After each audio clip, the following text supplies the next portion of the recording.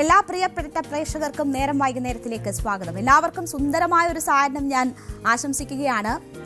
ഇംഗ്ലീഷിൽ പ്രമുഖമായ ഒരു പഴഞ്ചൊല്ലുണ്ട്, once a cheater always a cheater.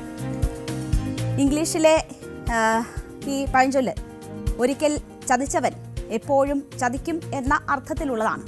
എന്നാൽ ഇത് എല്ലാവരിലും ശരിയാകണമെന്നുമില്ല. പക്ഷേ മറ്റുള്ളവരെ ചതിക്കാനുള്ള ഒരു വ്യക്തിയുടെ ടെൻഡൻസി ഒരു സ്വഭാവ വൈകല്യമായാണ് കണക്കാക്കുന്നത്. ഒരിക്കൽ ചതിച്ചിട്ടുള്ളവർക്ക് വീണ്ടും അത് ആവർത്തിക്കാനുള്ള സാധ്യത മറ്റുള്ള വ്യക്തികളെക്കാൾ 3 ഇരട്ടി കൂടുതലാണെന്ന് മനഃശാസ്ത്ര പഠനങ്ങൾ വ്യക്തമാക്കുന്നു. അപ്പോൾ ഇത്തരം അനുഭവങ്ങൾ സമ്മാനിക്കുന്നവരെ ഒന്ന് കരുതിയിരിക്കുന്നത് നല്ലതാണ്. നമ്മുടെ ഇന്നത്തെ ചില വാർത്തകളുമായി ബന്ധപ്പെട്ടു കൂടിയാണ് ഞാൻ ഈ ഒരു ഇംഗ്ലീഷ് പഴഞ്ചൊല്ലിലേക്ക് വന്നതും ഇത്രയും കാര്യങ്ങൾ പ്രേക്ഷകരോട് പങ്കുവച്ചതും. അപ്പോൾ നമുക്ക് നമ്മുടെ വാർത്തയിലേക്ക് വിശദമായി തന്നെ കടക്കാം. എല്ലാ പ്രേക്ഷകർക്കും സ്വാഗതം.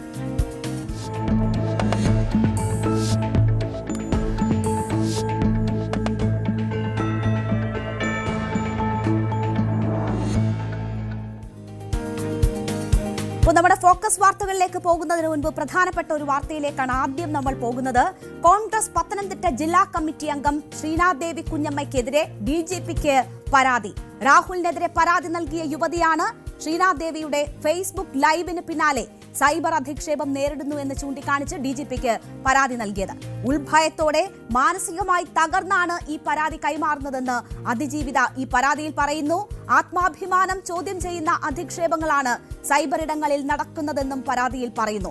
ഡാൻ കുര്യനുണ്ട് വാർത്തയുടെ വിശദാംശങ്ങളുമായി. ഡാൻ, ശ്രീനാദേവിയുടെ ആ ഫേസ്ബുക്ക് ലൈവ് എന്ന് പറയുന്നത് അതിജീവിതയെ കുറ്റപ്പെടുത്തുന്ന തരത്തിലുള്ളതായിരുന്നു.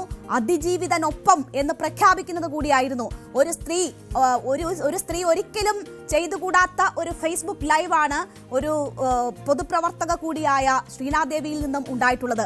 അതിജീവിത, ഇപ്പോൾ ഈ പരാതിയിൽ പറയുന്ന കാര്യങ്ങൾ എന്താണ് പോലീസിന്റെ നീക്കം എന്നതാണ് മനസ്സിലാകുന്നത്?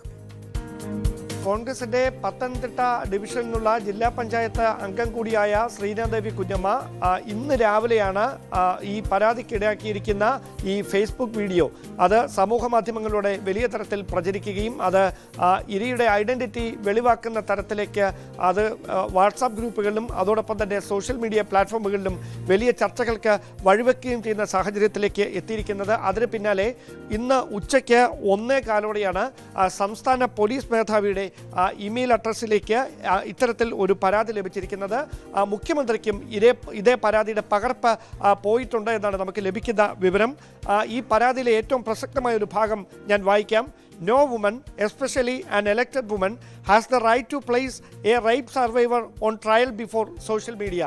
അതായത് ഒരു അതിജീവിതയെ, അതായത് ഒരു പീഡന കേസിലെ അതിജീവിതയെ സമൂഹ മധ്യത്തിൽ വിചാരണ ചെയ്യാൻ ഒരു തിരഞ്ഞെടുക്കപ്പെട്ട വനിതയ്ക്ക് എങ്ങനെ കഴിയും എന്ന ഏറ്റവും വികാരമുളവാക്കുന്ന ഒരു വാക്കാണ്, ഒരു വാചകമാണ് ഈ പരാതിയിൽ പ്രധാനമായി എടുത്തു പറയുന്നത്.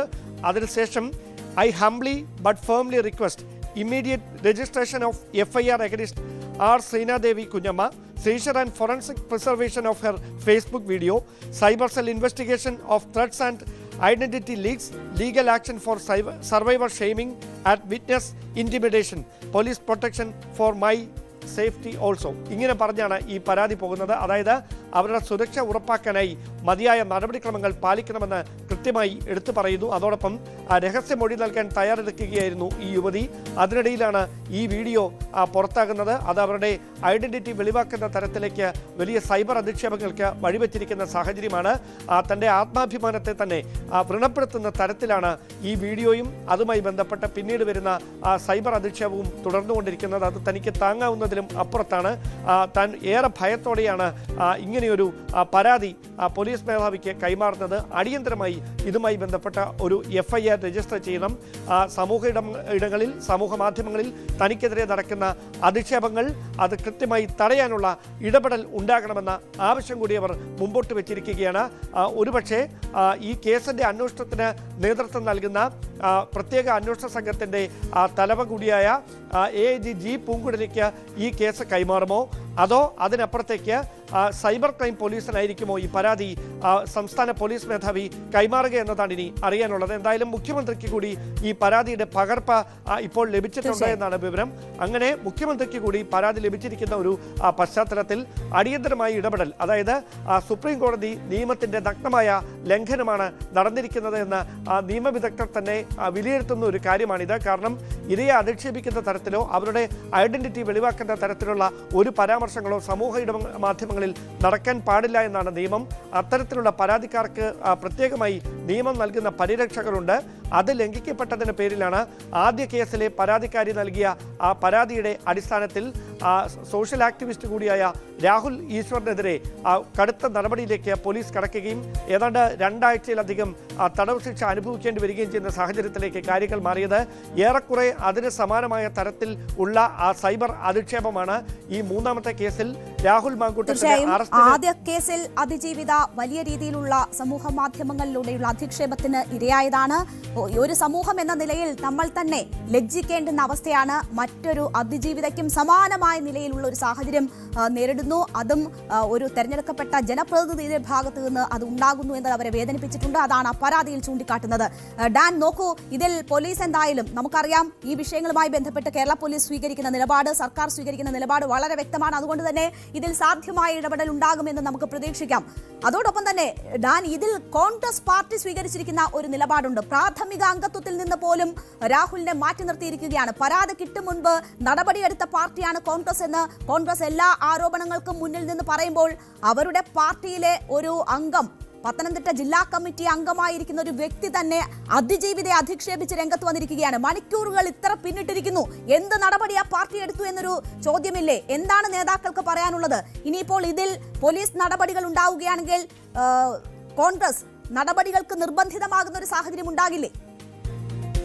തീർച്ചയായിട്ടും അത്തരം ഏത് തരത്തിലുള്ള നടപടിയായിരിക്കും പാർട്ടിയുടെ ഭാഗത്ത് നിന്ന് ഇതുമായി ബന്ധപ്പെട്ട ഉണ്ടാകുക എന്നത് അറിയേണ്ടതുണ്ട്. എന്തായാലും KPCC നേതൃത്വത്തിന്റെ ഭാഗത്ത് നിന്ന് ലഭിക്കുന്ന സൂചന പാർട്ടിയുടെ നേതൃത്വം ഔദ്യോഗികമായി പ്രഖ്യാപിക്കുന്നത് മാത്രമാണ് പാർട്ടിയുടെ നിലപാട്.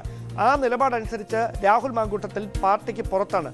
രാഹുലിനെ സംരക്ഷിക്കേണ്ടതോ രാഹുൽ ചെയ്ത പ്രവൃത്തികളോ ന്യായീകരിക്കേണ്ടതായ ഉത്തരവാദിത്തം കോൺഗ്രസ് പാർട്ടിക്ക് ഇല്ല. അങ്ങനെയിരിക്കെ രാഹുലിനെ യോജിക്കുകയും രാഹുലിനോട് വിയോജിക്കുകയും ചെയ്യുന്ന ആളുകൾ കാണും. അവരെല്ലാവരും പറയുന്ന ഓരോ വ്യക്തികളുടെയും അഭിപ്രായത്തിന് മറുപടി പറയേണ്ട കാര്യം കോൺഗ്രസിനില്ല എന്നൊരു നിലപാടാണ് നേതൃത്വം ഇതുമായി ബന്ധപ്പെട്ട് ആദ്യഘട്ടത്തിൽ നടത്തുന്നത്. പക്ഷേ പരസ്യമായ ഒരു പ്രതികരണത്തിന് ഇതുവരെ KPCC അധ്യക്ഷൻ അടക്കം തയ്യാറായിട്ടില്ല.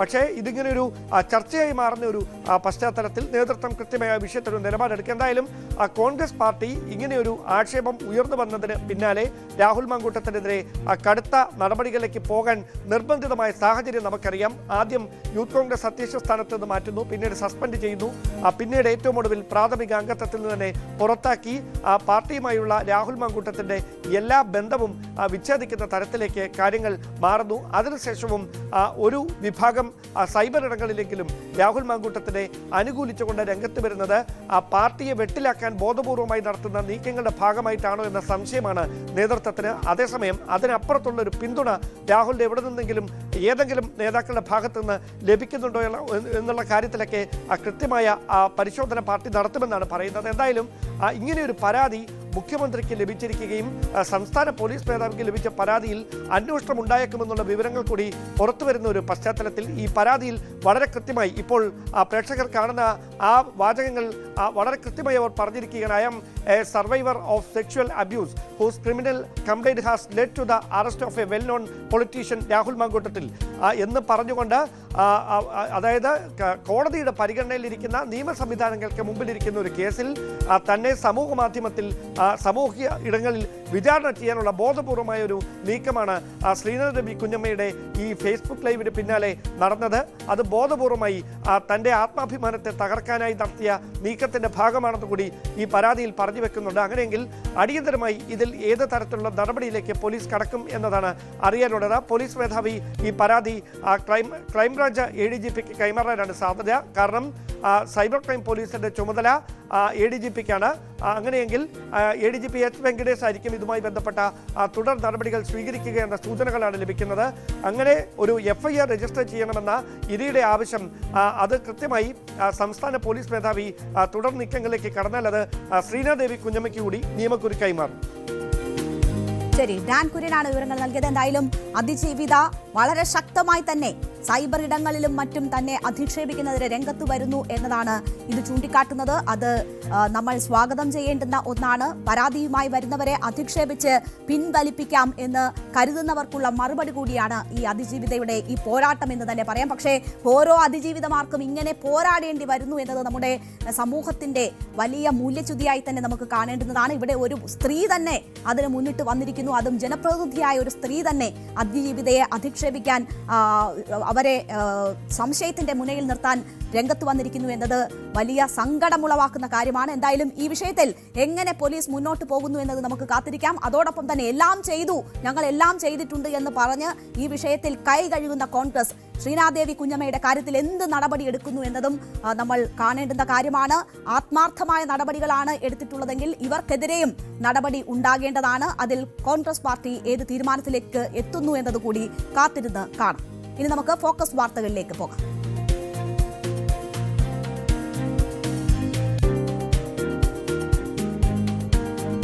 പ്രേക്ഷകരെ, ന്യൂസ് 18 പുറത്തുവിട്ട കേരളത്തെ ഞെട്ടിച്ച ഒരു വാർത്തയിലേക്ക് ശ്രദ്ധ ക്ഷണിക്കാനാണ് ഞാൻ ചതിയെക്കുറിച്ചും വഞ്ചനയെക്കുറിച്ചുമൊക്കെ ആദ്യം തന്നെ പറഞ്ഞത്.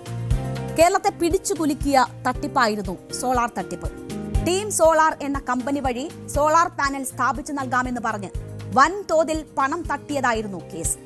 ആ തട്ടിപ്പിന്റെ കേന്ദ്ര ബിന്ദുക്കളായിരുന്നു ബിജു രാധാകൃഷ്ണനും സരിതാ നായരും. മുഖ്യമന്ത്രി ഉമ്മൻചാണ്ടിയുടെ ഓഫീസിലെ ചിലരുടെ സഹായത്തോടെ തട്ടിപ്പ് നടത്തിയെന്നും ഫോൺ കോളുകൾ വഴി പല പ്രമുഖരെയും വലയിൽ വീഴ്ത്തിയെന്നും സരിത മൊഴി നൽകിയതോടെ രാഷ്ട്രീയ കേരളം കലുഷിതമായി. പല രാഷ്ട്രീയ നേതാക്കളും ലൈംഗികമായി പീഡിപ്പിച്ചു എന്ന് സരിത പരാതി നൽകിയതോടെ കേസ് പുതിയ തലത്തിലേക്കും എത്തി. മുഖ്യമന്ത്രി ഉമ്മൻചാണ്ടി ഉൾപ്പെടെയുള്ളവർക്കെതിരെ പരാതികൾ ഉയർന്നു. ഒരു ഭരണകൂടത്തെ ആകെ ഉലച്ച കേസിലെ പ്രധാന പ്രതിയായിരുന്നു ബിജു രാധാകൃഷ്ണൻ. സോളാർ കേസിൽ ബിജു രാധാകൃഷ്ണന് 6 വർഷത്തെ തടവും പിഴയുമാണ് തിരുവനന്തപുരം ചീഫ് ജുഡീഷ്യൽ മജിസ്ട്രേറ്റ് കോടതി ശിക്ഷ വിധിച്ചത്.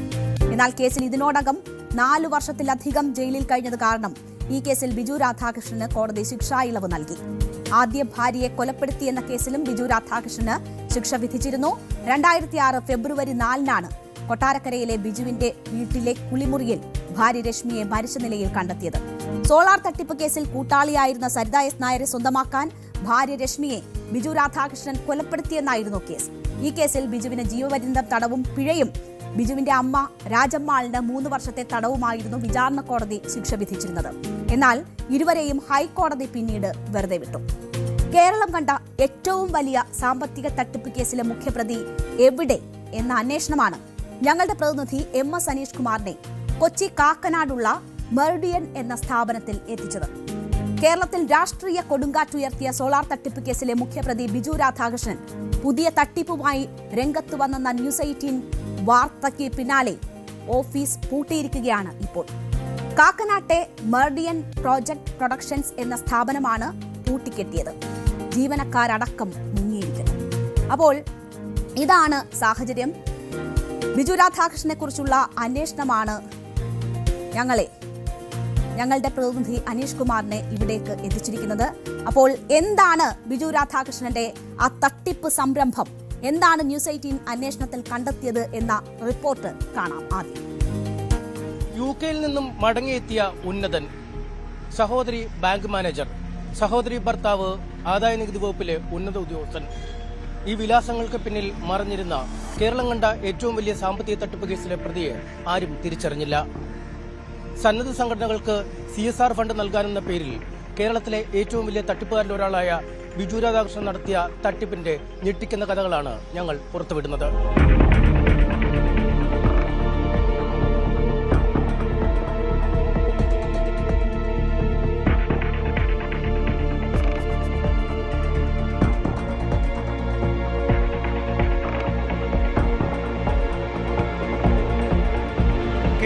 കണ്ട ഏറ്റവും വലിയ സാമ്പത്തിക തട്ടിപ്പായ സോളാർ കേസിലെ മുഖ്യപ്രതിയെവിടുന്ന അന്വേഷണമാണ് ഞങ്ങളെ കൊച്ചി കാക്കനാടുള്ള മെറിഡിയൻ എന്ന സ്ഥാപനത്തിലെത്തിച്ചത്.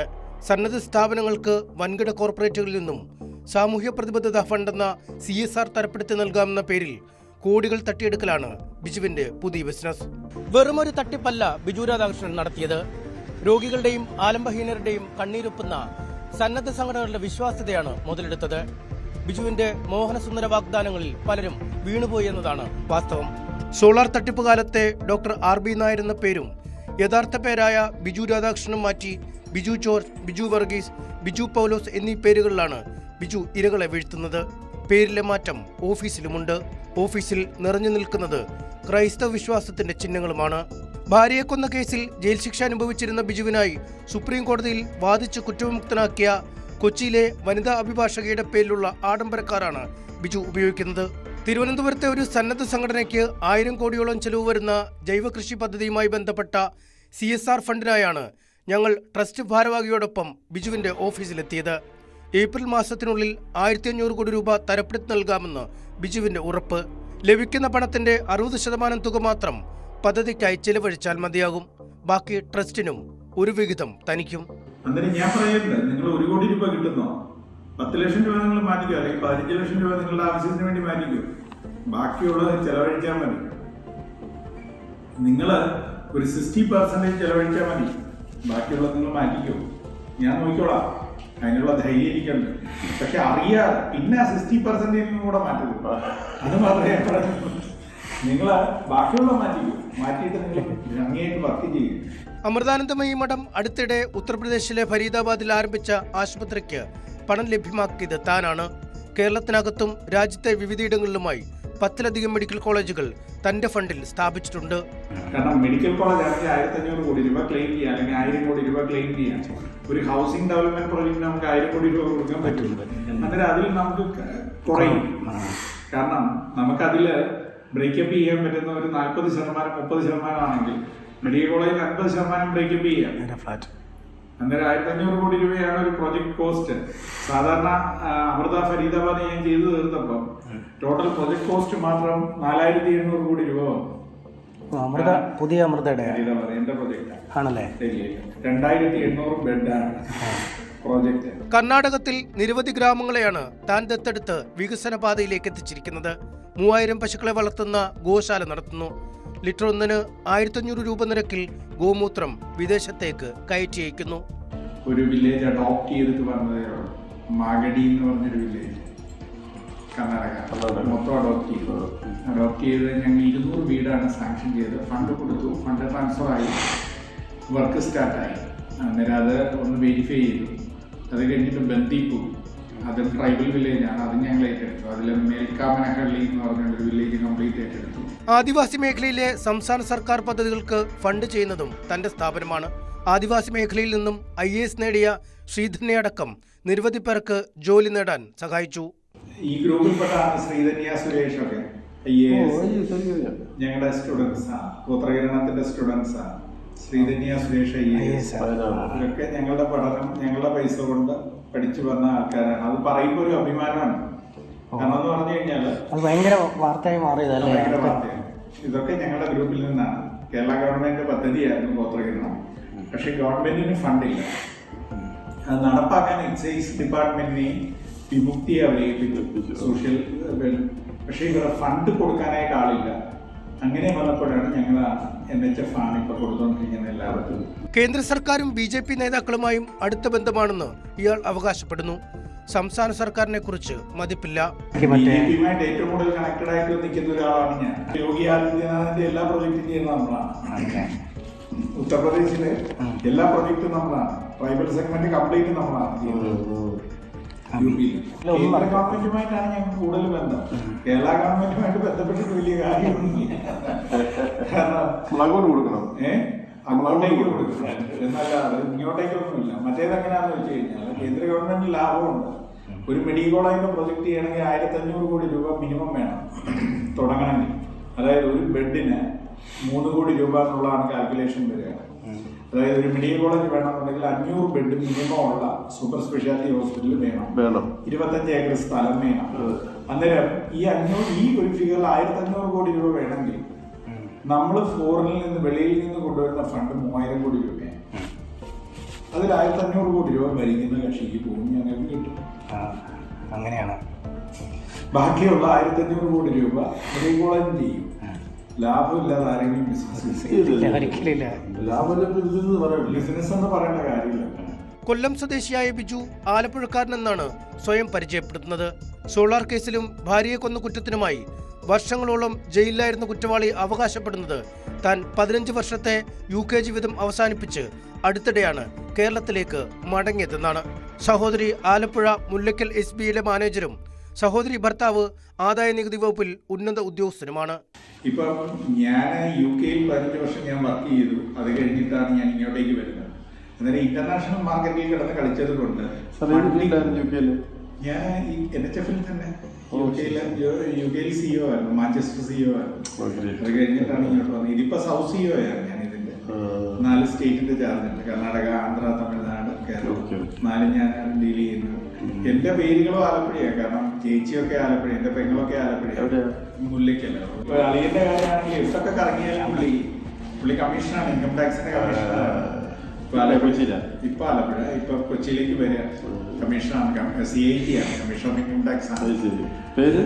ശ്രീകുമാർ എന്റെ ബ്രദറിലോ വന്നിട്ട് അങ്ങനെ ആലപ്പുഴ ഉണ്ടായി. പിന്നെ എന്റെ സിസ്റ്റർ അവിടെ SBIയിലായിരുന്നു, സ്റ്റേറ്റ് ബാങ്ക് ഓഫ് ഇന്ത്യ ആയിരുന്നു. അവിടെ മുല്ലക്കൽ ബ്രാഞ്ചിൽ തന്നെയായിരുന്നു, ഇപ്പൊ സീനിയർ മാനേജറാണ്. അന്നേരം ഈ ആലപ്പുഴ എന്ന് പറയുന്നത് നമ്മളായിട്ട് വളരെ അറ്റാച്ച്ഡ് ആയിട്ടുള്ള ഒരു സാധനമാണ്. കേരളത്തിന് പുറമെ തമിഴ്നാട്, ആന്ധ്രാപ്രദേശ്, കർണാടക, തമിഴ്നാട് എന്നിവിടങ്ങളിൽ നിന്നായി നിരവധി സംഘടനകളാണ് സ്ഥാപനത്തിലെത്തുന്നത്. പ്രോജക്ട് തയ്യാറാക്കൽ എന്ന പേരിൽ 2.5 ലക്ഷം രൂപ ആദ്യം കൈവശപ്പെടുത്തും. ലഭിക്കാൻ പോകുന്ന CSR ഫണ്ടിന്റെ കമ്മീഷൻ എന്ന പേരിൽ പലപ്പോഴായി ലക്ഷങ്ങൾ സ്വന്തമാക്കിയാണ് ഇയാളുടെ പ്രവർത്തന രീതി. കർണാടകയിലെ മാഗടി വില്ലേജും മറ്റേ സുമംഗലി സേവാശ്രമം എന്ന് പറഞ്ഞുകൊണ്ട് വളരെ 1975-ൽ സ്ഥാപിതമായ NGO ആണ്. അവർക്ക് സ്കൂളും കോളേജും മെഡിക്കൽ സെന്ററും എല്ലാം ഉണ്ട്. അത് ഞങ്ങൾ രണ്ടല്ല, കുറെ കാലം കൊണ്ട് ഞങ്ങളാണ് അത് ഹാൻഡിൽ ചെയ്യുന്നത്. കർണാടകയിലെ ഏറ്റവും വലിയ NGOസിൽ ഒന്നാണ് സുമംഗലി സേവാശ്രമം. അമ്മ തന്നെ മാതാജി എന്ന് ഒരു മാതാജി, KG സുശീലാമ്മ എന്ന് പറഞ്ഞ മാതാജിയാണ് അതിന്റെ ട്രസ്റ്റി. ദീമാപൂർ നമ്മളിപ്പോൾ പുതിയ പ്രൊജക്ട് അതിന്റെ ആളെ വിളിച്ചു, മിനിസ്റ്റർക്ക് വേണ്ടിയാണ്. അവിടുത്തെ ഡെപ്യൂട്ടി ചീഫ് മിനിസ്റ്ററും ഹെൽത്ത് മിനിസ്റ്റർക്ക് വേണ്ടിയുള്ള ഒരു പ്രൊജക്റ്റാണ്. ഇപ്പൊ തന്നെ February 3-ന് അവസാനിക്കുന്ന ഒരു ഫണ്ടിങ് സ്കീമുണ്ട്. നിങ്ങൾ അപ്ലൈ ചെയ്യാൻ പറ്റുന്ന, ഞങ്ങൾ ത്രൂവിൽ തന്നെ ചെയ്യാം. ജർമ്മൻ എംബസിയുമായിട്ട് ഞങ്ങൾ സഹകരിച്ച് ഒരു DAP പ്രോഗ്രാം ചെയ്യുന്നുണ്ട്. സ്മോൾ ഫണ്ട്സ് അല്ലേ? അത്ര, അതായത് മാസം 5 ലക്ഷം വെച്ച് കൊടുത്തോണ്ടിരിക്കും 2 വർഷത്തേക്ക്. 5 ലക്ഷം വെച്ച്. നേരത്തെ ജർമ്മൻ എംബസിയൊക്കെ 2 lakhs മാത്രം കൊടുക്കുന്നുള്ളൂ. 5 lakhs ആയി.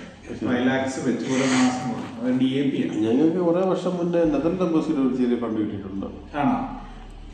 അല്ല, അത് കുറച്ച് കുഴപ്പമില്ലായിരുന്നു. ഒരിക്കലും 8 ലക്ഷം കിട്ടി, പിന്നെ 13 ലക്ഷം രൂപ കിട്ടി. ആണോ? ബെനിഫിറ്റിയിൽ നിങ്ങളുണ്ടോ? ഇല്ല, ബെനിഫിറ്റിയില്ല. ബെനിഫിറ്റിയിലൊക്കെ നമുക്ക് ഇവരെ ഇൻക്ലൂഡ് ചെയ്യാം. ബെനിഫിറ്റ് ആകുമ്പോൾ നിങ്ങൾക്ക് മാസം ആഴ്ച ഫണ്ട് കയറും. 2 ലക്ഷം 3 ലക്ഷം വെച്ച് കയറിക്കൊണ്ടേയിരിക്കും. അതൊക്കെ ഞങ്ങളുടെ ഓർഗനൈസേഷനാണ് ബെനിഫിറ്റ്. തൃശൂർ ജില്ലയിലെ പ്രശസ്തരായ ഒരു വൈദികന് 1 കോടി രൂപയോളം നഷ്ടപ്പെട്ടതായാണ് വിവരം. വൃക്ക രോഗികൾക്കായുള്ള വൻകിട ഡയാലിസിസ് സെന്റർ നിർമ്മാണത്തിനായി ഫണ്ട് അനുവദിക്കാമെന്ന വ്യാജേനയായിരുന്നു തട്ടിപ്പ്. വിവിധ മതവിഭാഗങ്ങളിൽപ്പെട്ട സന്നദ്ധ സംഘടനകൾക്ക് ഇത്തരത്തിൽ 10 ലക്ഷം മുതൽ 1 കോടി രൂപ വരെയൊക്കെ നഷ്ടപ്പെട്ടിട്ടുണ്ട്. പദ്ധതിക്കായി സമീപിച്ചാൽ പല തവണകളിലായി കറൻസി നോട്ടുകളായാണ് പണം കൈപ്പറ്റുന്നത്. പണം വാങ്ങിയതിന് രസീതോ രേഖയോ നൽകാറുമില്ല. രേഖകളില്ലാതെ പണം കൈമാറിയതിനാൽ രേഖാമൂലം പരാതി നൽകാനാവാത്ത അവസ്ഥയിലാണ് ബിജുവുമായി ഇടപാട് നടത്തിയ സംഘടനകൾ. കോടികളുടെ CSR ലഭിക്കുമെന്ന പ്രതീക്ഷയിൽ കള്ളപ്പണം വെളുപ്പിക്കാൻ പണം നൽകിയവരും തട്ടിപ്പിനിരയായവരിൽ ഉണ്ട്. തട്ടിപ്പ് പുറത്തറിഞ്ഞാൽ സംഘടനയുടെ മുഖം നഷ്ടമാവുകയും ലഭിച്ചുവരുന്ന സഹായങ്ങൾ നിലയ്ക്കുമെന്ന ഭയത്താൽ തട്ടിപ്പിനിരയായത് പുറത്തു പറയാൻ മടിക്കുന്നവരും പണം നഷ്ടമായവരിൽ ഉണ്ട്.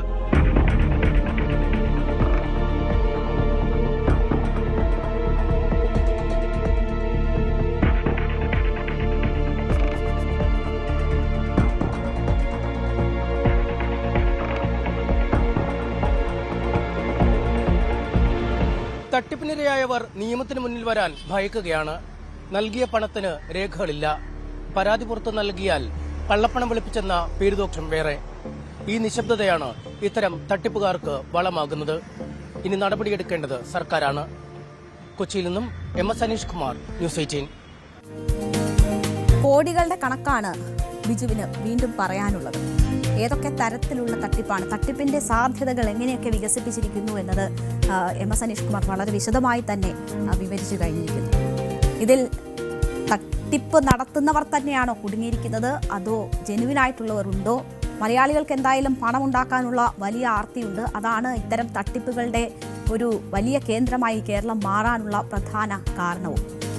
എന്തായാലും ഈ ചുരുങ്ങിയ കാലം കൊണ്ട് CSR ഫണ്ട് ഇടപാടുമായി ബന്ധപ്പെട്ട് വൻ സാമ്രാജ്യമാണ് ഈ ബിജു രാധാകൃഷ്ണൻ പടുത്തുയർത്തിയത്. കോർപ്പറേറ്റ് സ്ഥാപനത്തിന്റെ തലവൻ എന്ന നിലയിൽ കോളേജുകളിൽ അധ്യാപകനായി വരെ ബിജു രാധാകൃഷ്ണൻ പ്രത്യക്ഷപ്പെട്ടു. സോളാർ തട്ടിപ്പിലൂടെ കേരളത്തെ ഞെട്ടിച്ച ബിജു രാധാകൃഷ്ണൻ പുതിയൊരു അവതാരമായാണ് ജനമധ്യത്തിലേക്ക് എത്തിയിരിക്കുന്നത്. ബിജു ജോർജ് കല്ലിലിത്തടം എന്ന പേരിൽ സ്വയം പ്രഖ്യാപിത കോർപ്പറേറ്റിന്റെ തലവനായി അധ്യാപകനായി അയാൾ വേഷപ്പകർച്ച നടത്തി. സോളാർ കേസിൽ പണം നഷ്ടപ്പെട്ടവർക്ക് നൽകാൻ ₹1 പോലുമില്ലെന്ന് കോടതിയിൽ പറഞ്ഞ അയാൾ വലിയ സാമ്രാജ്യമാണ് കെട്ടിപ്പടുക്കുന്നത്.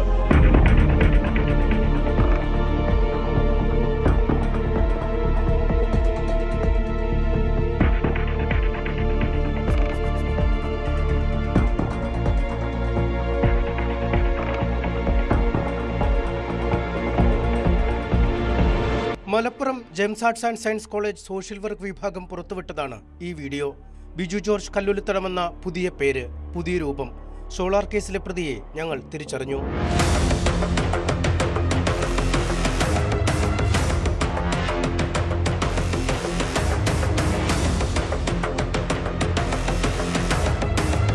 സോളാർ കേസിലെ പ്രതിയായ ബിജു രാധാകൃഷ്ണനാണ് ക്ലാസ് എടുക്കാൻ എത്തിയതെന്ന് അറിയില്ലെന്നായിരുന്നു സോഷ്യൽ വർക്ക് വിഭാഗം മേധാവിയുടെ വിശദീകരണം.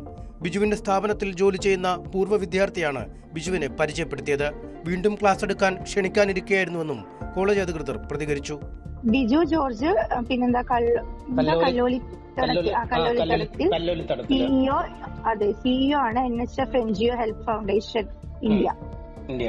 അങ്ങനെയായിരുന്നു ഇൻട്രൊഡ്യൂസ് ചെയ്തത് അല്ലേ? അതെ ഇങ്ങനെയായിരുന്നു ഇൻട്രൊഡ്യൂസ് ചെയ്തത്. നമ്മുടെ ഒരു സ്റ്റുഡന്റ്, വേറെ ഒരു ഡീറ്റെയിൽസ് അറിയാം. ഒരു സ്റ്റുഡന്റ് അവിടെ വർക്ക് ചെയ്യുന്നുണ്ട്, ഒരു ആര്യ എന്ന് പറഞ്ഞിട്ടൊരു സ്റ്റുഡന്റ് വർക്ക് ചെയ്യുന്നുണ്ട്. ആ കുട്ടിയാണ് നമുക്ക് റെഫറൻസ് തന്നത്. അങ്ങനെയാണ് നമ്മൾ ആളെ കോൺടാക്ട് ചെയ്യുന്നത്. പക്ഷെ ആളെ ഇൻട്രൊഡ്യൂസ് ചെയ്തത് വേറെ ആളുടെ സ്റ്റോറി ഒക്കെ പറഞ്ഞിരുന്നു. ഓർഫണേജിലായിരുന്നു ജീവിച്ചിരുന്നത്, അങ്ങനെയൊക്കെ പറഞ്ഞ് കുറെ പഴയ സ്റ്റോറി ഒക്കെ പറഞ്ഞു തന്നിരുന്നു. അങ്ങനെയാണ് MSW പഠിച്ചു അങ്ങനെയൊക്കെ പറഞ്ഞിട്ട് ആളുടെ സ്റ്റോറി ഒക്കെ പറഞ്ഞിരുന്നു. ബാക്കിയുള്ള ഡീറ്റെയിൽസ് ഒന്നും അറിയില്ല. കൊച്ചി നഗരത്തിൽ 4 ഓഫീസുകൾ, ഓരോ ഓഫീസിലും 20ഓളം ജീവനക്കാർ, ആഡംബര കാറുകൾ. ബിജു രാധാകൃഷ്ണന്റെ വളർച്ച ആരെയും അമ്പരപ്പിക്കും. ഇയാളുടെ തട്ടിപ്പ് സാമ്രാജ്യത്തിന് പിന്നിൽ ഒരു വനിതാ അഭിഭാഷകയുണ്ടെന്നത് ഞെട്ടിക്കും. കോളേജ് അധികൃതരുടെ വെളിപ്പെടുത്തലിന് പിന്നാലെ NGO ഹെൽപ്പ് എന്ന സ്ഥാപനം എന്താണെന്ന് ഞങ്ങൾ നടത്തിയ അന്വേഷണം എത്തിപ്പെട്ടത് തട്ടിപ്പിന്റെ പുതിയ മേഖലകളിലേക്കാണ്. മെറിഡിയൻ, NGO ഹെൽപ്പ് എന്നിങ്ങനെ വ്യത്യസ്ത പേരുകളിലായി കൊച്ചി നഗരത്തിൽ മാത്രം ബിജു രാധാകൃഷ്ണന് 4 ഓഫീസുകളുണ്ട്. സോളാർ തട്ടിപ്പിൽ പണം നഷ്ടപ്പെട്ടവർക്ക് മടക്കി നൽകാൻ ₹1 പോലും കൈവശമില്ലെന്ന് കൈമലർത്തിയ ബിജുവിന് സഞ്ചരിക്കാൻ ആഡംബര കാറുകൾ. പൂർണ്ണസജ്ജമായ ഓരോ ഓഫീസുകളിലും 20ഓളം ജീവനക്കാർ. സ്ഥാപനത്തിന് വൻ നഗരങ്ങളായ ചെന്നൈയിലും ബംഗളൂരുവിലും ഓഫീസുകൾ. ഹൈദരാബാദ് ഓഫീസിന്റെ നിർമ്മാണം പുരോഗമിക്കുന്നു. NGO മേഖലയിലെ സന്നദ്ധ സംഘടനകൾക്ക് വമ്പൻ കോർപ്പറേറ്റുകളിൽ നിന്നും സാമൂഹ്യ പ്രതിബദ്ധതാ ഫണ്ടെന്ന CSR തരപ്പെടുത്തി നൽകുന്നതാണ് തങ്ങളുടെ സേവനമെന്ന് NGO ഹെൽപ്പിന്റെ വെബ്സൈറ്റ് വ്യക്തമാക്കുന്നു. രാജ്യത്തെ വൻ നഗരങ്ങളിൽ അടക്കം അറിയപ്പെടുന്ന സന്നദ്ധ സംഘടനകൾ സ്വന്തം നിലയ്ക്ക് നടത്തുന്ന സന്നദ്ധ പ്രവർത്തനങ്ങൾ തങ്ങളുടെ ഇടനിലയിലാണെന്ന് ബിജു രാധാകൃഷ്ണന്റെ സ്ഥാപനം അവകാശപ്പെടുന്നു. കർണാടകയിലെ മാഗടി വില്ലേജും മറ്റേ സുമംഗലി സേവാശ്രമം എന്ന് പറഞ്ഞുകൊണ്ട് വളരെ 1975 സ്ഥാപിതമായ NGO ആണ്. അവർക്ക് സ്കൂളും കോളേജും മെഡിക്കൽ സെന്ററും എല്ലാം ഉണ്ട്. അത് ഞങ്ങളുടെ അണ്ടറില്ല. കുറെ കാലം കൊണ്ട് ഞങ്ങളാണ് അത് ഹാൻഡിൽ ചെയ്യുന്നത്. കർണാടകയിലെ ഏറ്റവും വലിയ NGOസിൽ ഒന്നാണ് സുമംഗലി സേവാശ്രമം. അമ്മ തന്നെ മാതാജി എന്ന് ഒരു മാതാജി, KG സുശീലാമ്മ എന്ന് പറഞ്ഞ മാതാജിയാണ് അതിന്റെ ട്രസ്റ്റി. ഭാര്യയെ കൊന്ന കേസിൽ ജയിലിൽ കഴിഞ്ഞ ബിജുവിനെ കേസ് വാദിച്ചു പുറത്തിറക്കിയ വനിതാ അഭിഭാഷകയ്ക്കൊപ്പമാണ് ബിജുവിന്റെ പുതിയ സാമ്രാജ്യം. അഭിഭാഷകയുടെ പേരിൽ വാങ്ങിയ കാറിലാണ് ബിജുവിന്റെ യാത്ര. സ്ഥാപനവുമായി ബന്ധപ്പെട്ട ഇടപാടുകളിൽ പണം നഷ്ടമായ പലരെയും അഭിഭാഷക ഫോണിൽ ബന്ധപ്പെട്ടിട്ടുമുണ്ട്.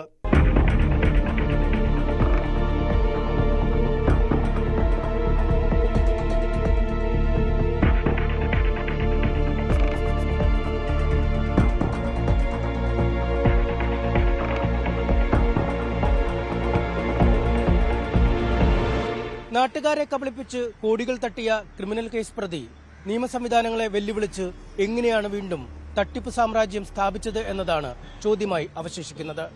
അധികൃതർ ഉത്തരം നൽകണം. തട്ടിപ്പുകാരൻ തിരിച്ചറിയപ്പെടുക തന്നെ ചെയ്യണം.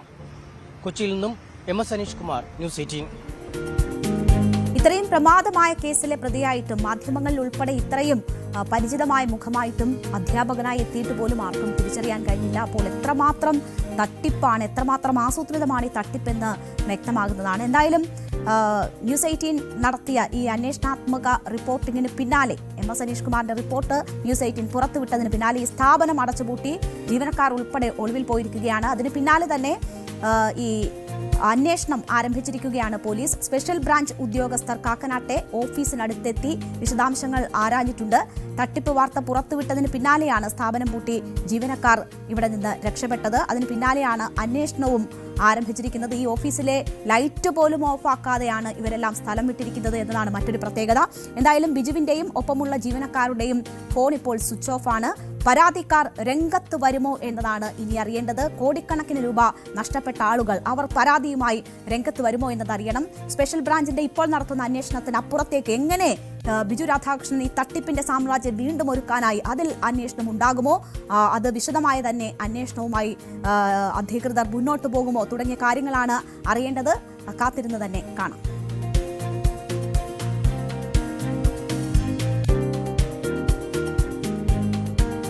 തദ്ദേശ തെരഞ്ഞെടുപ്പ് വിജയത്തിന് ശേഷം പ്രതിപക്ഷ നേതാവ് VD സതീശൻ പരാമർശിച്ച വിസ്മയങ്ങൾക്ക് തുടക്കമാവുകയാണോ? UDF-ലേക്ക് മടങ്ങാൻ ജോസ് കെ മാണി തയ്യാറാകുന്നു. കോൺഗ്രസുമായുള്ള ചർച്ചയിൽ തീരുമാനമായിട്ടുണ്ട് എന്നതാണ് വിവരം.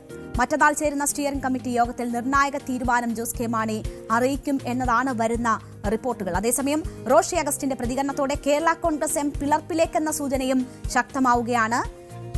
നമുക്ക് ഇതിന്റെ ഇന്ന് നടന്ന സംഭവങ്ങൾ വിശദമായി തന്നെ നോക്കാം. നിയമസഭാ തെരഞ്ഞെടുപ്പ് പ്രഖ്യാപനത്തിലേക്ക് അടുക്കുമ്പോഴാണ് കേരള രാഷ്ട്രീയത്തെ ചൂട് പിടിപ്പിച്ചുകൊണ്ട് മുന്നണി മാറ്റ ചർച്ചകൾ സജീവമായിരിക്കുന്നത്.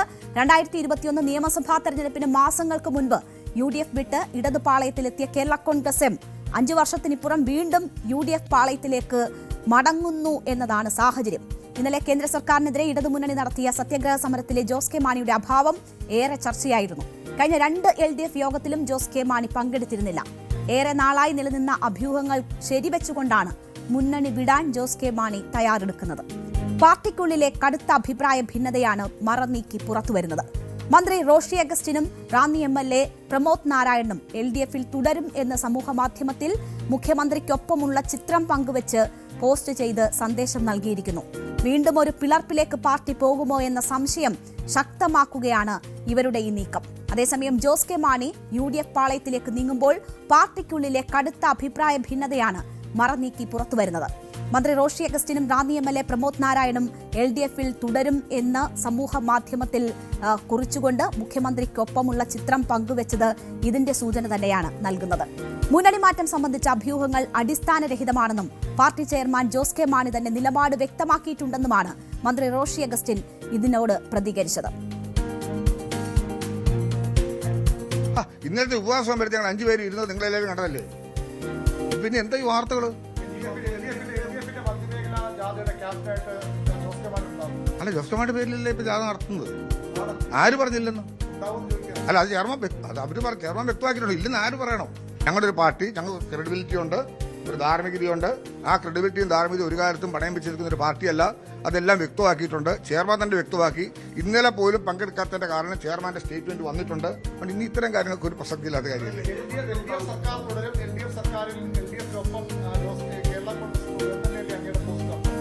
കേരള കോൺഗ്രസിന്റെ മാത്രമല്ല, LDF-നെ സംബന്ധിച്ചിടത്തോളം ഈ മുന്നണി പ്രവർത്തിക്കുന്ന എല്ലാവരുടെയും ധാരണയും ചിന്തകൾക്കും വ്യത്യസ്തമായ ഒരു ധാരണ ഉണ്ടാകേണ്ട കാര്യം എവിടെയുണ്ട്? അവിടെയാണല്ലോ പ്രശ്നം. അപ്പോൾ കേരള കോൺഗ്രസിലെ ഭിന്നതയാണ് റോഷി അഗസ്റ്റിന്റെ വാക്കുകളിലൂടെ പുറത്തുവരുന്നത്. എന്തായാലും ഈ മാധ്യമങ്ങളിൽ ഈ വാർത്തകൾ വന്നതോടെ മുന്നണി മാറ്റത്തിൽ വ്യക്തത വരുത്താതെ Kerala Congress M chairman Jose K Mani ഫേസ്ബുക്കിൽ ഒരു പോസ്റ്റ് ഇട്ടു. പാർട്ടി നിലപാട് വ്യക്തമാക്കിയിട്ടുണ്ടെന്നും കേരള കോൺഗ്രസ് എം ഒറ്റക്കെട്ടായി തീരുമാനമെടുത്ത് മുന്നോട്ട് പോകുമെന്നുമായിരുന്നു ആ ഫേസ്ബുക്ക് പോസ്റ്റിൽ കുറിച്ചിരുന്നത്.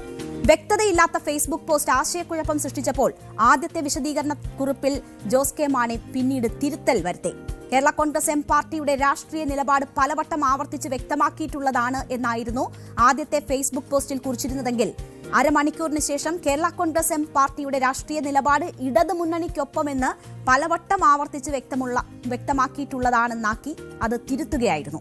പാർട്ടിയുടെ രാഷ്ട്രീയ നിലപാട് സംബന്ധിച്ച് ഇപ്പോൾ പുറമേ നടക്കുന്ന ചർച്ചകൾക്ക് പാർട്ടിയുമായി യാതൊരു ബന്ധവുമില്ലെന്നും ജോസ് കെ മാണി ഫേസ്ബുക്ക് കുറിപ്പിൽ പറയുന്നു. ചില സ്വകാര്യ ആവശ്യങ്ങൾ ഉള്ളതിനാലാണ് തിരുവനന്തപുരത്തെ ഇടതുമുന്നണി സംഘടിപ്പിച്ച സമരപരിപാടിയിൽ പങ്കെടുക്കാതിരുന്നത്. ഇക്കാര്യം മുന്നണി നേതാക്കളെ മുൻകൂർ അറിയിച്ചിട്ടുള്ളതാണ്. കേരള കോൺഗ്രസ് എം ഒറ്റക്കെട്ടായി മുന്നോട്ടു പോകുമെന്നും ജോസ് കെ മാണി ഇതിൽ കുറിച്ചു. അപ്പോൾ തിരുത്തു വരുത്തിയാണ് കുറച്ചുകൂടി വിശദാംശങ്ങൾ ജോസ് കെ മാണി അതിൽ കുറിക്കുകയും കുറച്ച് വ്യക്തത വരുത്തുകയും ചെയ്തത്. കേരള കോൺഗ്രസ് LDF വിടുമെന്ന അഭ്യൂഹത്തിൽ ജോസ് കെ മാണിയും റോഷി അഗസ്റ്റിനും എല്ലാം വ്യക്തമാക്കിയിട്ടുണ്ടെന്നായിരുന്നു മന്ത്രി MB രാജേഷിന്റെ പ്രതികരണം. ഞാനിപ്പോൾ രണ്ട് കാര്യം കണ്ട്. ഒന്ന്, ശ്രീ ജോസ് കെ മാണിയുടെ ഓഫീസിൻ്റെ ഒരു പ്രസ്താവന ഇന്ന് പത്രങ്ങളിലെല്ലാം വന്നിട്ടുണ്ട്, ഇന്നലെ വരാൻ കഴിയാത്തതിനെ സംബന്ധിച്ച്. അപ്പോൾ ആ അഭ്യൂഹം അതോടുകൂടി അവസാനിച്ചല്ലോ. പിന്നെ ഇപ്പോൾ കണ്ടത് ബഹുമാനായ മന്ത്രി ശ്രീ റോഷി അഗസ്റ്റിൻ നടത്തിയ പ്രതികരണമാണ്. അദ്ദേഹം വ്യക്തമാക്കിയിട്ടുണ്ട്, പാർട്ടി ചെയർമാൻ പാർട്ടി നിലപാട് വ്യക്തമാക്കിയിട്ടുണ്ടെന്നും ബാക്കിയെല്ലാം അഭ്യൂഹങ്ങളാണെന്നും. ഈ വിഷയത്തിൽ പ്രതികരിച്ച VD സതീശൻ UDF മുന്നണി വിപുലീകരണത്തിൽ വിസ്മയം ഉണ്ടാകുമെന്ന് ആവർത്തിച്ചിരുന്നു. വിരലിലെണ്ണാവുന്ന ദിവസത്തിനപ്പുറം വിസ്മയം ഉണ്ടാകും. മുന്നണിയിലേക്ക് ആരൊക്കെ വരുമെന്ന് അപ്പോൾ കാണാമെന്നതാണ് VD സതീശൻ പറഞ്ഞത്. കേരള കോൺഗ്രസിന്റെ മുന്നണി മാറ്റവുമായി ബന്ധപ്പെട്ട് തങ്ങളുടെ ഭാഗത്തു നിന്ന് ഇടപെടൽ ഉണ്ടാകില്ല എന്നും VD സതീശൻ പറഞ്ഞു. തെരഞ്ഞെടുപ്പിന് മുൻപായി കേരളത്തിൽ വിസ്മയങ്ങൾ ഉണ്ടാവും. UDFന്റെ മക്കളേക്ക് കക്ഷികളും LDFിലുള്ള കക്ഷികളും NDAയിലുള്ള കക്ഷികളും അല്ലാതെയുള്ള നിഷ്പക്ഷരായിട്ടുള്ള ആളുകളും UDFന്റെ പ്ലാറ്റ്ഫോമിലേക്ക് വരും. അത് ഉറപ്പായിട്ട് വരും. അത് ആരൊക്കെയാണ് എന്ന് ദയവ് ചെയ്ത് ഇപ്പൊ ചോദിക്കരുത്. അത് സമയത്ത് തീർച്ചയായിട്ടും നിങ്ങളെ അറിയിക്കും. അപ്പൊ വിസ്മയം എന്ന് പറയുമ്പോൾ നേരത്തെ പറഞ്ഞ വിസ്മയം ഉണ്ടാവും. അത് വരുമ്പോഴല്ലേ വിസ്മയം ആവുള്ളൂ. വന്നാൽ മതി. വരുമ്പോ കറക്റ്റായിട്ട് പറയും. കുറച്ചു ദിവസം കൂടി വെയിറ്റ് ചെയ്യും. അപ്പൊ കറക്റ്റായിട്ട് അറിയാൻ പറ്റും. അല്ല, വിരലിൽ എണ്ണാവുന്ന ദിവസം നിങ്ങൾ വെയിറ്റ് ചെയ്താൽ മതി. അപ്പൊ ആ വിസ്മയം എന്താണെന്ന് അപ്പോൾ വിരലിൽ എണ്ണാവുന്ന ദിവസത്തിനുള്ളിൽ എന്തെങ്കിലുമൊക്കെ സംഭവിക്കുമെന്ന സൂചനകൾ തന്നെയാണ് VD സതീശൻ നൽകുന്നത്. വരുന്ന നിയമസഭാ തെരഞ്ഞെടുപ്പ് അത്രമേൽ നിർണായകമാണ്. അതുകൊണ്ട് തന്നെ സൂക്ഷ്മതയോടെയാണ് UDF കാര്യങ്ങളെ നോക്കിക്കാണുന്നത്. അതിന്റെ ഭാഗമായാണ് ഹൈക്കമാൻഡ് തലത്തിൽ ജോസ് കെ മാണിയെ തിരികെ കൊണ്ടുവരാനുള്ള നീക്കം നടന്നത്. സോണിയാഗാന്ധി ജോസ് കെ മാണിയുമായി ചർച്ചകൾ നടത്തിയെന്ന വാർത്ത വന്നെങ്കിലും ഹൈക്കമാൻഡ് ഇത് നിഷേധിച്ചു. UDFിലെ രണ്ടാമത്തെ വലിയ കക്ഷിയായ മുസ്ലിം ലീഗും കേരള കോൺഗ്രസിന്റെ വരവിനെ സ്വാഗതം ചെയ്യുന്ന നിലപാടാണ് സ്വീകരിച്ചിട്ടുള്ളത്. ജോസ് കെ മാണി എന്തിനാണ് മുന്നണി മാറ്റം ആലോചിക്കുന്നത്? തദ്ദേശ തെരഞ്ഞെടുപ്പിലെ വലിയ തിരിച്ചടിയും LDFന് മൂന്നാം വട്ടം ലഭിക്കാതെ പോയാൽ ഉണ്ടാകുന്ന രാഷ്ട്രീയ അനാഥത്വവുമാണ് ജോസ് കെ മാണിയെയും സംഘത്തെയും മുന്നണി മാറ്റ ചിന്തയിലേക്ക് നയിക്കുന്നത്. LDFിൽ ഇക്കുറി 13 സീറ്റുകൾ ആവശ്യപ്പെട്ടിട്ടുണ്ടെങ്കിലും എത്ര സീറ്റിൽ വിജയിക്കാനാകും എന്നത് വലിയ ആശങ്കയാണ്. ഇടതനുകൂല രാഷ്ട്രീയ കാലാവസ്ഥയായിരുന്നിട്ടും 2021 12 മത്സരിച്ചപ്പോൾ കേവലം 5 സീറ്റിൽ മാത്രമാണ് കേരള കോൺഗ്രസ് എമ്മിന് വിജയിക്കാനായത്. പാലായിൽ ചെയർമാനും KM മാണിയുടെ രാഷ്ട്രീയ പിൻഗാമിയുമായ ജോസ് കെ മാണി സി കാപ്പനോട് പരാജയപ്പെട്ടിരുന്നു. തദ്ദേശ തെരഞ്ഞെടുപ്പിൽ പാലായിൽ ഉൾപ്പെടെ നേരിട്ട തിരിച്ചടി വേറെ. ഈ രാഷ്ട്രീയ സൂചന മനസ്സിലാക്കി സുരക്ഷിത സ്ഥാനത്തേക്ക് നീങ്ങണമെന്നാണ് ജോസ് കെ മാണിക്കൊപ്പം മുന്നണി വിടണം എന്ന് വാദിക്കുന്നവർ ആവശ്യപ്പെടുന്നത്. കേരള കോൺഗ്രസ് എം മുന്നണി മാറ്റത്തിന് മുതിർന്നാൽ അത് LDFിലും UDFിലും ഒരുപോലെ പ്രതിസന്ധി സൃഷ്ടിക്കും. സഭാ നേതൃത്വങ്ങളുടെ സമ്മർദ്ദം ജോസ് കെ മാണി നേരിടുന്നുണ്ടെങ്കിലും UDFിലെത്തിയാൽ മുന്നോട്ടുള്ള വഴികളിൽ ആശങ്കകളേറെയാണ്.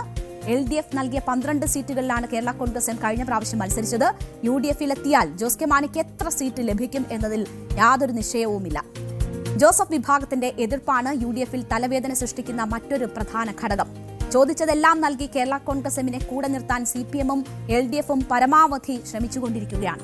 ജോസ് കെ മാണി UDFിലേക്ക് പോയാൽ ഒരു വിഭാഗം ക്രൈസ്തവ വോട്ടുകൾ LDFിന് നഷ്ടപ്പെടും. മാത്രമല്ല, നിലവിൽ ഭരണം ലഭിച്ച പല തദ്ദേശ സ്ഥാപനങ്ങളിലും അധികാരം നഷ്ടപ്പെടുന്ന സാഹചര്യവും ഇടതുമുന്നണിയെ സംബന്ധിച്ചുണ്ടാകും.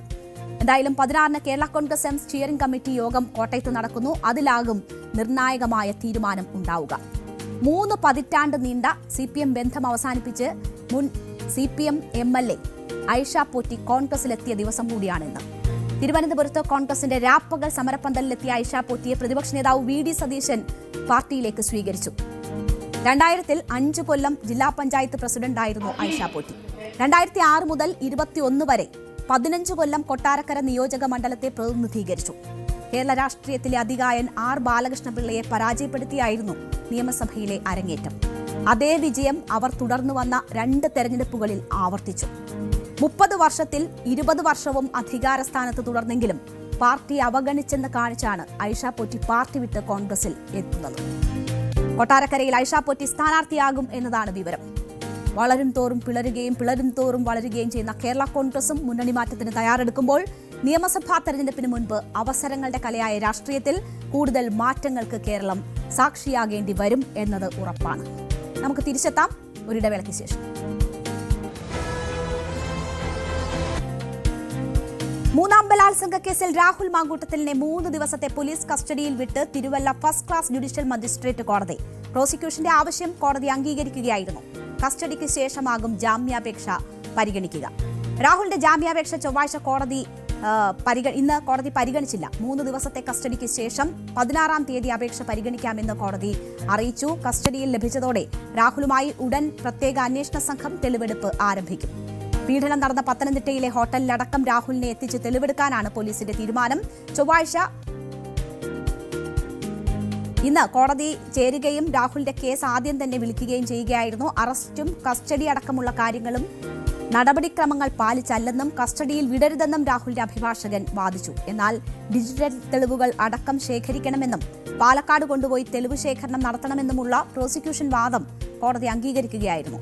കേസ് അന്വേഷിക്കുന്ന സ്പെഷ്യൽ ഇൻവെസ്റ്റിഗേഷൻ ടീം രാഹുലിന്റെ കസ്റ്റഡി ആവശ്യപ്പെട്ട് മജിസ്ട്രേറ്റ് കോടതിയിൽ അപേക്ഷ നൽകിയിരുന്നു. ജനുവരി 15-ന് വൈകിട്ട് ഹാജരാകണമെന്നാണ് കോടതിയുടെ നിർദ്ദേശം. 7 ദിവസത്തെ കസ്റ്റഡി അപേക്ഷയാണ് SIT കോടതിയിൽ സമർപ്പിച്ചത്. പത്തനംതിട്ട രാഹുൽ മാങ്കൂട്ടത്തിൽ MLA 3 ദിവസത്തേക്ക് SIT കസ്റ്റഡിയിൽ വിടുകയാണ് കോടതി ചെയ്തിരിക്കുന്നത്. 15-ന് വൈകിട്ട് ഹാജരാകണമെന്നും കോടതി നിർദ്ദേശിച്ചിട്ടുണ്ട്. തിരുവല്ല കോടതിയുടേതാണ് ഈ നടപടി. 7 ദിവസത്തെ കസ്റ്റഡി അപേക്ഷയാണ് SIT കോടതിയിൽ സമർപ്പിച്ചിരുന്നത്.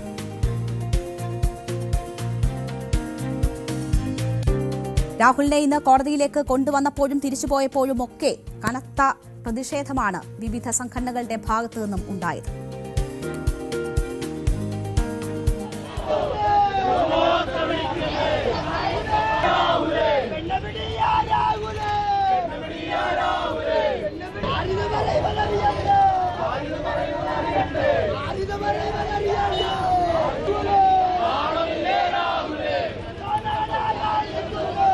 കസ്റ്റഡി അപേക്ഷ പരിഗണിക്കും മുൻപ് ജാമ്യാപേക്ഷ പരിഗണിക്കണമെന്ന ആവശ്യമാണ് പ്രതിഭാഗം ഇന്ന് മുന്നോട്ട് വെച്ചത്.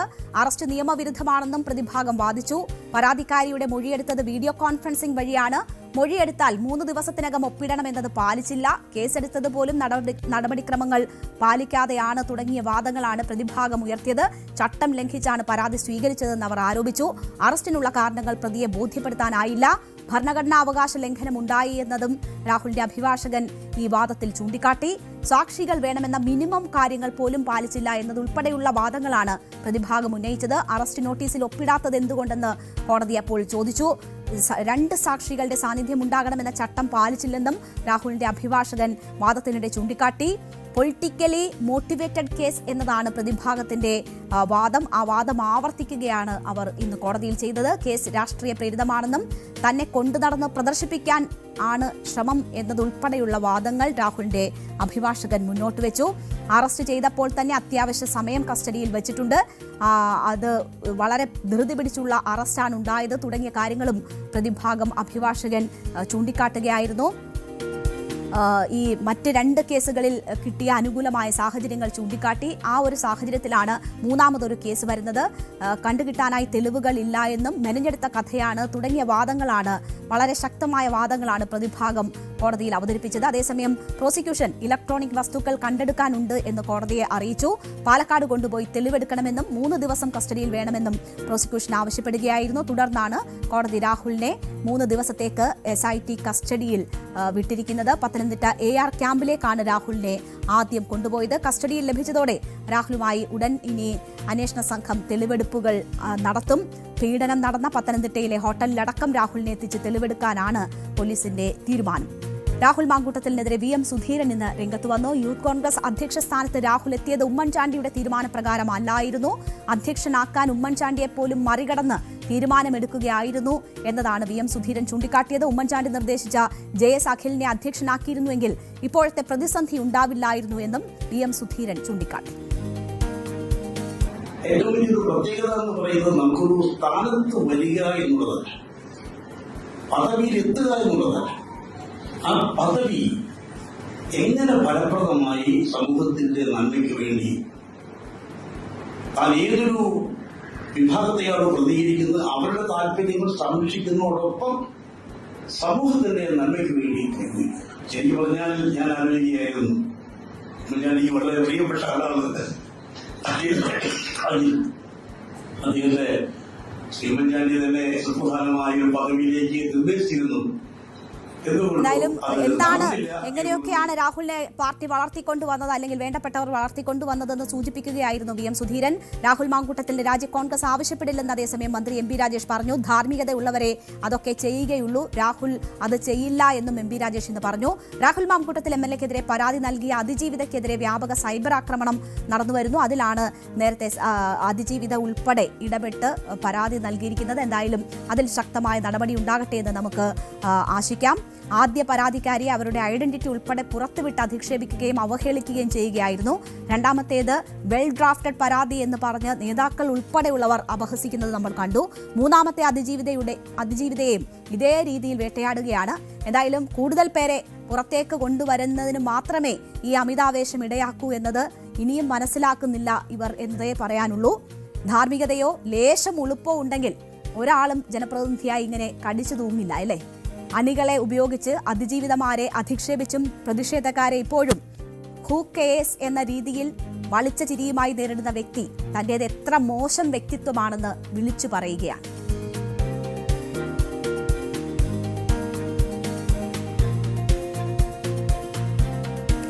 ഓപ്പറേഷൻ സിന്ദൂർ അവസാനിച്ചിട്ടില്ല എന്ന് പാകിസ്ഥാന് മുന്നറിയിപ്പ് നൽകുകയാണ് ഇന്ത്യ. ഇന്ത്യൻ അതിർത്തിയിലെ പാക് ഡ്രോൺ സാന്നിധ്യം ഇന്നലെ നമ്മൾ വിശദമായി തന്നെ എടുത്തൊരു വിഷയമാണ്. അതിന് തുടർച്ചയായാണ് ഇന്ന് കരസേനാ മേധാവി നടത്തിയ വാർത്താസമ്മേളനത്തിൽ ചില കാര്യങ്ങൾ പറഞ്ഞിരിക്കുന്നത്. ഓപ്പറേഷൻ സിന്ദൂർ അവസാനിച്ചിട്ടില്ലെന്ന് പാകിസ്ഥാന് മുന്നറിയിപ്പ് നൽകുകയായിരുന്നു കരസേനാ മേധാവി ജനറൽ ഉപേന്ദ്ര ദ്വിവേദി. ശത്രുവിന്റെ ഏത് ശ്രമത്തിനും തിരിച്ചടി നൽകുമെന്നും കരസേനാ മേധാവി വ്യക്തമാക്കി. പഹൽഗാം ഭീകരാക്രമണത്തിന് മറുപടിയായി പാകിസ്ഥാനിലെയും പാക് അധീന കശ്മീരിലെയും ഭീകര കേന്ദ്രങ്ങൾ ലക്ഷ്യമിട്ട് നടത്തിയ ഓപ്പറേഷൻ സിന്ദൂർ രാജ്യത്തിന്റെ കരുത്തും നിശ്ചയദാർഢ്യവും തെളിയിച്ചെന്ന് കരസേനാ മേധാവി ജനറൽ ഉപേന്ദ്ര ദ്വിവേദി അഭിപ്രായപ്പെട്ടു. ഇപ്പോഴും തുടരുന്ന സൈനിക നടപടിയാണ് ഇതെന്ന് അദ്ദേഹം വ്യക്തമാക്കി. ഏത് ദുസ്സാഹസം ഉണ്ടായാലും അതിന് കനത്ത തിരിച്ചടി നൽകുമെന്നും അദ്ദേഹം ഇന്ന് വാർത്താസമ്മേളനത്തിൽ അറിയിച്ചു. പാകിസ്ഥാൻ അതിർത്തിയിൽ ഇപ്പോഴും 8 ഭീകര ക്യാമ്പുകൾ സജീവമാണെന്നും ഏതെങ്കിലും ശ്രമങ്ങൾ ഉണ്ടായാൽ നടപടിയെടുക്കുമെന്നുമാണ് കരസേനാ ദിവസത്തിന് മുന്നോടിയായി നടന്ന വാർത്താസമ്മേളനത്തിൽ അദ്ദേഹം വ്യക്തമാക്കിയത്. പഹൽഗാം ഭീകരാക്രമണത്തിന് മറുപടിയായി മെയ് 7-ാം തീയതി രാവിലെ 7 മണിക്ക് ആരംഭിച്ച ഓപ്പറേഷൻ സിന്ദൂർ 88 മണിക്കൂറോളം നീണ്ടുനിന്നു. ഭീകരവാദികളുടെ താവളങ്ങൾ തകർക്കുകയും പാകിസ്ഥാന്റെ ആണവ ഭീഷണികളെ ദുർബലപ്പെടുത്തുകയും ചെയ്തു. ആ ഓപ്പറേഷൻ സിന്ദൂറും അതിനുശേഷമുള്ള നമ്മുടെ തിരിച്ചടികളും പാകിസ്ഥാൻ സൈന്യത്തിന് വലിയ നാശനഷ്ടങ്ങൾ സംഭവിച്ചതായും ഏകദേശം 100 സൈനികർ കൊല്ലപ്പെട്ടതായും കരസേനാ മേധാവി പറഞ്ഞു. ഓപ്പറേഷൻ എല്ലാ ദേശീയ പങ്കാളികളുടെയും സഹകരണം ഉണ്ടായിരുന്നു എന്നതാണ് അദ്ദേഹം ഇന്ന് വ്യക്തമാക്കിയത്. ഓപ്പറേഷൻ മികച്ച സംയുക്ത സൈനിക നീക്കമായിരുന്നു എന്ന് കരസേനാ മേധാവി പറയുന്നു. രാഷ്ട്രീയപരമായ വ്യക്തമായ നിർദ്ദേശങ്ങളോടെയാണ് ഇത് നടപ്പിലാക്കിയതെന്നും അദ്ദേഹം അറിയിച്ചു. ഭാവിയിലെ യുദ്ധങ്ങൾ ഒറ്റ സേനയുടെയോ വിഭാഗത്തിന്റെയോ മാത്രം വിജയമായിരിക്കില്ലെന്നും ഇതൊരു ദേശീയ സംരംഭമായിരിക്കും എന്നതുമാണ് അദ്ദേഹം ഇന്ന് വ്യക്തമാക്കിയത്. പ്രധാനമന്ത്രിയുടെ ജയ് എന്ന കാഴ്ചപ്പാട് ഇതിന് ഊർജ്ജം പകർന്നുവെന്നും അദ്ദേഹം പറഞ്ഞു. ഓപ്പറേഷൻ സിന്ദൂറിലൂടെ പാക് അധീന കശ്മീരിലും പാകിസ്ഥാനിലും പ്രവർത്തിച്ചിരുന്ന ഭീകരരുടെ 9 പ്രധാന താവളങ്ങളാണ് ഇന്ത്യ തകർത്തത്. ജെയ്ഷെ മുഹമ്മദിന്റെയും ലഷ്കർ-എ തോയ്ബയുടെയും ആസ്ഥാനങ്ങൾ ലക്ഷ്യമിട്ടായിരുന്നു ആക്രമണം. ഈ ആക്രമണങ്ങൾ ഭീകരവാദികളുടെ താവളങ്ങളെ ലക്ഷ്യമിട്ടുള്ളതായിരുന്നുവെന്നും പാകിസ്ഥാന്റെ ഭരണ സംവിധാനങ്ങളെ ലക്ഷ്യമിട്ടിരുന്നില്ലെന്നും ഇന്ത്യ വ്യക്തമാക്കിയിരുന്നു. എന്നാൽ പാകിസ്ഥാൻ സൈന്യം തിരിച്ചടിക്കാൻ ശ്രമം നടത്തിയതോടെയാണ് ഇന്ത്യ വ്യോമ പ്രതിരോധ സംവിധാനങ്ങൾ ഉപയോഗിച്ച് ഇതിനെ ചെറുത്തത്. അതിനുശേഷം പാകിസ്ഥാന്റെ പ്രധാന വ്യോമത്താവളങ്ങൾക്കെതിരെയും ഇന്ത്യ ആക്രമണം നടത്തി. വടക്കൻ അതിർത്തികളിൽ സ്ഥിതി നിയന്ത്രണ വിധേയമാണ്. ജമ്മു കാശ്മീരിൽ ഭീകര സംഘടനകളുടെ നെറ്റ്വർക്ക് ഏതാണ്ട് തകർക്കാനായി എന്ന് ഇന്ന് ജനറൽ ഉപേന്ദ്ര ദ്വിവേദി അറിയിക്കുകയാണ്. ഓപ്പറേഷൻ സിന്ദൂർ സമയത്തെ അധിക സേനാവിന്യാസം 2 രാജ്യങ്ങളും ഇപ്പോൾ പിൻവലിച്ചിട്ടുണ്ട്. അതേസമയം ജാഗ്രത തുടരുകയാണ് എന്നതുകൂടി കരസേനാ മേധാവി അറിയിക്കുന്നു. ഈ സാഹചര്യങ്ങൾ നിരീക്ഷിച്ച് ആവശ്യമെങ്കിൽ നടപടി സ്വീകരിക്കുമെന്നും കരസേനാ മേധാവി വ്യക്തമാക്കി. കഴിഞ്ഞ ദിവസത്തെ ഡ്രോൺ ആക്രമണങ്ങളെക്കുറിച്ചും അദ്ദേഹം പ്രതികരിച്ചു. പാകിസ്ഥാൻ അയച്ച ഡ്രോണുകൾ ആക്രമണ സ്വഭാവം ഉള്ളതായിരുന്നില്ലെന്നും ഡ്രോണുകൾ അയക്കരുതെന്ന് പാകിസ്ഥാന് നിർദ്ദേശം നൽകിയിട്ടുണ്ടെന്നുമാണ് കരസേനാ മേധാവി അറിയിച്ചത്. എല്ലാ കമാൻഡിലും 5000 ഡ്രോണുകൾ തയ്യാറാക്കാനുള്ള ശേഷി ഇന്ത്യൻ സേനയ്ക്കുണ്ട് എന്ന് അദ്ദേഹം പറയുന്നു. ലക്ഷക്കണക്കിന് ഡ്രോണുകൾ നിർമ്മിക്കേണ്ടി വന്നേക്കാം. 100 കിലോമീറ്റർ വരെ പോകാനാകുന്ന ഡ്രോൺ പരീക്ഷിക്കാനായി എന്നതുൾപ്പെടെയുള്ള കാര്യങ്ങൾ അദ്ദേഹം ചൂണ്ടിക്കാട്ടി. എന്തായാലും കരസേനാ ദിനത്തോടനുബന്ധിച്ച് നടത്തിയ സന്ദേശമാണ് ദ്വിവേദിയുടേത്. അത് പാകിസ്ഥാനുള്ള ഒരു ശക്തമായ മുന്നറിയിപ്പായി മാറുന്നതാണ് കണ്ടത്. ഓപ്പറേഷൻ സിന്ദൂർ തുടർ പ്രക്രിയ ആണ്. അത് പാകിസ്ഥാനെ നേരത്തെ തന്നെ ഇന്ത്യ അറിയിച്ചിട്ടുണ്ട്. ഇന്ന് ഒന്നുകൂടി ആവർത്തിച്ച് ഓർമ്മപ്പെടുത്തുകയായിരുന്നു. അവിടെ നിന്ന് പ്രകോപനങ്ങൾ ഉണ്ടാകുന്നു എന്ന് തോന്നിയ ഒരു ഘട്ടത്തിലാണ് ഇത്തരമൊരു സന്ദേശം കരസേനാ മേധാവി തന്നെ പാകിസ്ഥാന് നൽകുന്നത്. അത് ഇന്നലത്തെ പ്രകോപനങ്ങളുടെ കൂടി ഭാഗമായിരുന്നു. ഇനി ഒരു ഭീകരവാദ ആക്രമണം ഉണ്ടായാൽ അത് യുദ്ധപ്രഖ്യാപനമായി കാണും എന്നത് ഇന്ത്യയുടെ പ്രഖ്യാപിത നിലപാടാണ്. ആ നിലപാടുകളിൽ നിന്ന് പിന്നോട്ടില്ല. ഓപ്പറേഷൻ സിന്ദൂർ അവസാനിച്ചിട്ടില്ല എന്ന സന്ദേശമാണ് ഇന്ത്യ പാകിസ്ഥാന് നൽകിയത്.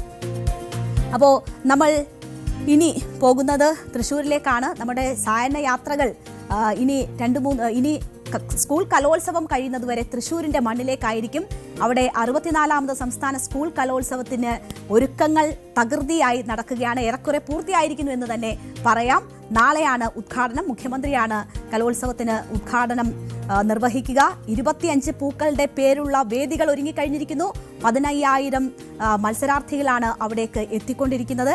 ഏതായാലും നമ്മൾ ഒരു കലോത്സവത്തിലേക്ക് പോകുമ്പോൾ പാചകപ്പുരയാണ് അവിടെ ഏറ്റവും ആദ്യം ഒരുങ്ങുന്നത്. പാചകപ്പുര തയ്യാറായി കഴിഞ്ഞിരിക്കുകയാണ്. എല്ലാ വർഷത്തെയും പോലെ ഇത്തവണയും പഴയിടം മോഹനൻ നമ്പൂതിരിയാണ് സ്വാദിഷ്ടമായ ഭക്ഷണം കുട്ടികൾക്ക് വേണ്ടി തയ്യാറാക്കുന്നത്. ചക്കപ്പായസവും നവധാന്യ ദോശയുമാണ് ഇത്തവണത്തെ സ്പെഷ്യൽ.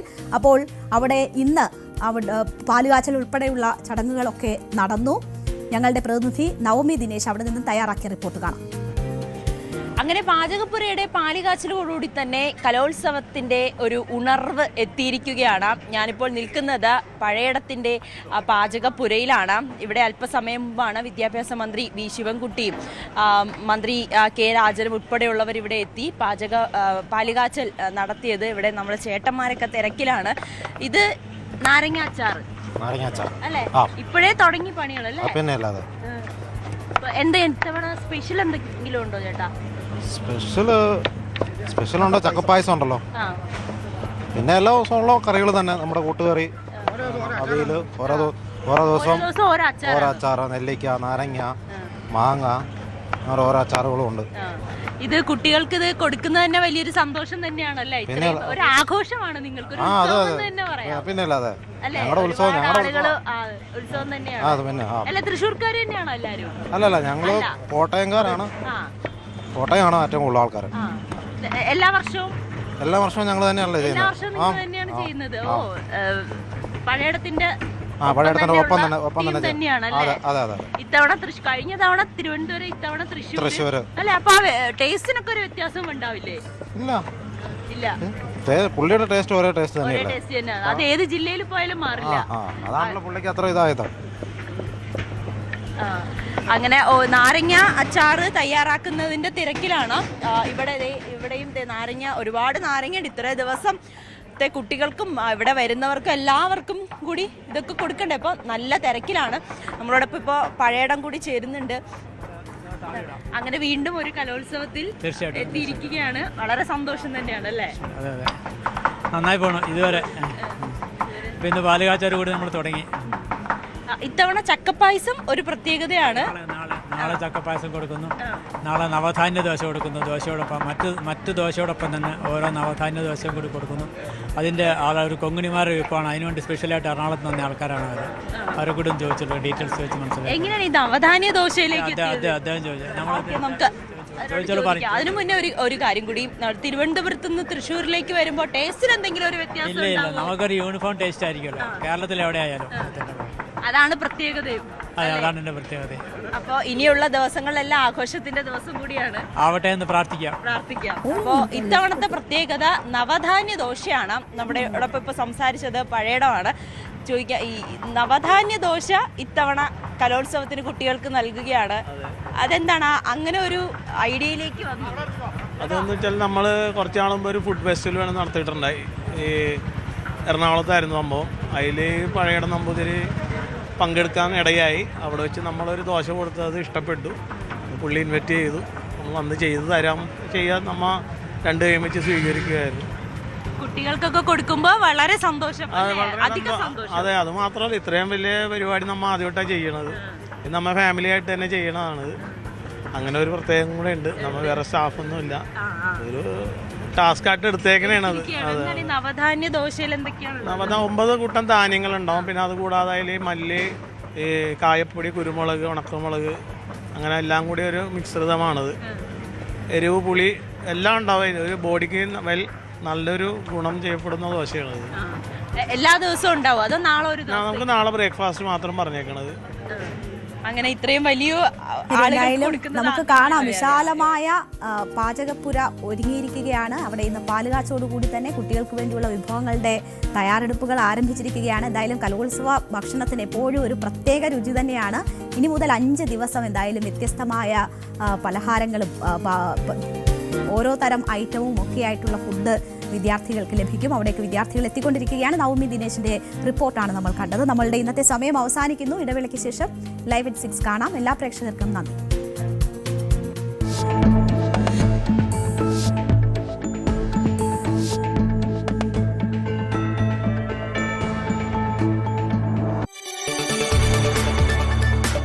കൂടുതൽ വാർത്തകൾക്ക് News 18 Keralam YouTube channel subscribe ചെയ്യുക.